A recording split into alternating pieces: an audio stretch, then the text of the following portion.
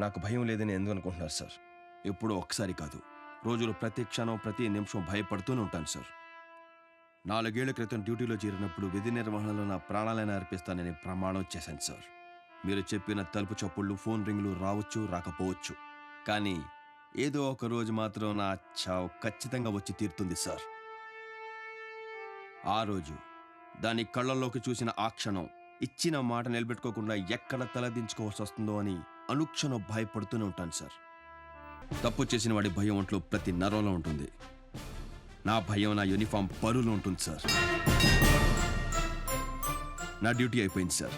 నా బిడ్డకి ఏ లోటు రానివ్వకుండా చూసుకుంటానని నా భార్యకు మాటిచ్చాను. Now if you please excuse me, I'll be on that duty sir. నాది ఒక్కటే కోరిక సార్, చావు నా ఎదురుగా ఉన్నప్పుడు నా కళ్ళలో బెరుకుండకూడదు. నా మూతి మీద చిరునవ్వు ఉండాలి, నా చేయి నా మీసం మీద ఉండాలి సార్.